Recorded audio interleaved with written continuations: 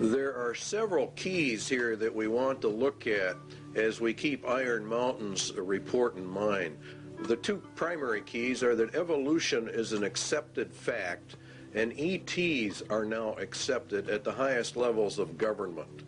We believe that the SETI program is camouflage for what is really going on, or the contact reports that have been gotten out from the government under the Freedom of Information Act are in fact cover for the SETI program. But the two, we believe, are going to merge in the end and introduce mankind to the aliens, who are in reality demons and Satan's advanced guard. The movies that have been produced are very important.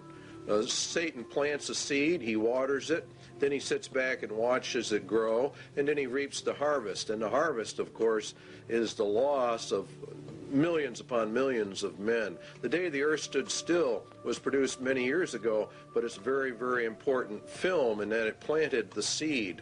The Day the Earth Stood Still said that war must stop, peace must be enforced, and world government is a requirement to get all of this to happen. The message was very important. E.T., a very, very popular movie, taught us some things as well. It said that reptiles are very cute, that love is the answer, that love heals, but more importantly, that we all evolve in a different manner. You're going to find evolution at the bottom of all of these movies. And Star Wars is another one. How famous they were. Well, they're programming the human mind for certain things. One, evolution of the races, good and evil forces, a universal, eternal fight between the forces of good and evil, and more importantly, a federation of planets. A uniting of the nations, a uniting of all the planets. Mankind will evolve upwards and eventually will join in intergalactic civilization. And this is the important keynotes in every one of these movies. Close Encounters of the Third Kind was a very, very important film. It bases itself on evolution. Two, that the United Nations is a central player in that movie. The U.S. military is connected to the United Nations in that movie, and that mankind will join interplanetary civilization. It starts by contact, by exchanges of the races. In other words, some of our people go there, and some of their people come here. Now, something surfaced not too long ago called Majestic 12, that dealt with government contact with aliens. A lot of people laugh at this document and think it's a hoax. Our research against the Bible would say that it is not a hoax, that this actually is legitimate and that contact has been made. Operation Majestic 12 is a top-secret research and development intelligence operation established by special classified executive order of President Truman.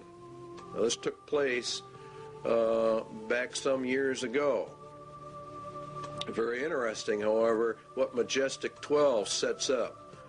A rancher reported that a UFO had crashed in a remote region of New Mexico. You might have even seen this replayed on Unsolved Mysteries. They ran a series on this. A secret operation was begun to assure recovery of the wreckage of this object. Aerial reconnaissance discovered that four small human-like beings had ejected from the craft. All four were dead. News reporters were given the effective story that the object had been a weather balloon.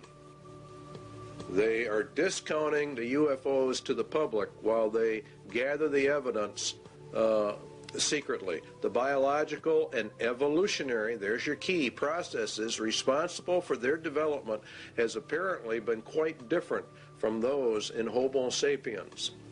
Evolution is then a proven fact insofar as the government is concerned. They have accepted evolution as an established fact. The aliens then did not evolve as we did. This is the very basis of the grand delusion. It's creation versus evolution. Evolution is essential for the grand delusion because men reject the creation of the world and people by Jesus Christ. So it's very important you understand that evolution is the keynote. The ultimate intentions of these visitors is completely unknown, the report said. But if you read the Bible, you will know they are demons, and you will know they are the advanced guard of Satan, and that they are setting up the world for its final ruin and taking of people into eternal hell. UFOs are real. There's no question about that they are real. The only question is what are they? And if you take the evidence of the scriptures, definitely we believe here at least that they are the sons of God returning just exactly as they said they would, and all the occultic literature talks about this. Now there is an area out west called Area 51, Groom Lake. There's also Tonopah. There are several areas from which Project Red Light was developed. It's a top secret testing program for alien technology for defense purposes. This is very interesting that a lot of this stuff is being leaked right at this moment as we get into this. A congressman said, I have no comment as to what is going on in Area 51. That was Congressman Harry Reid, and he went out there to visit the area because the Air Force had made a land grab, and he went out there on behalf of his constituents to find out why. It is said that President Eisenhower signed a treaty with actual aliens in 1957. The swap was they could take our people for experimentation, and we would get technology in exchange. In other words, the aliens come to Earth, we take their technology to build our defense mechanisms. Now, a lot of people think this is ridiculous, but if you read what it says about Babylon the Great, the nation, it gets all of its technology from Satan. Satan is the one that gives them the power, and this is why the United Nations is being brought up. And this is why the United States is so deeply involved. In exchange for technology, the U.S. government agreed to allow the aliens to abduct humans for experiments. And this accounts for the large number of abductions reported all over America. This is part of the grand delusion, which has evolution at the root of it. Now you have actually two options. All of the leaks of this type of information are disinformation, or it is real and the aliens really are here. The Bible evidence would be that it is real, the aliens are here, and that they are the advanced guard for Satan. He's programming the human race for this delusion, and it's based upon evolution. The sons of God of Genesis 6 have returned, as they said they would in occult writings. And Jesus said, as it was in the days of Noah, so would it be again. And that's when the sons of God came down. So therefore, the agenda of Iron Mountain for external threat number 2 has been and is being carried out. Scientists are even going to the UN now to find out how are we going to answer these aliens from our SETI contacts at NASA.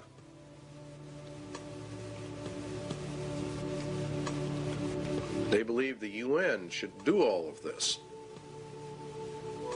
And so you see it elevates the United Nations to power.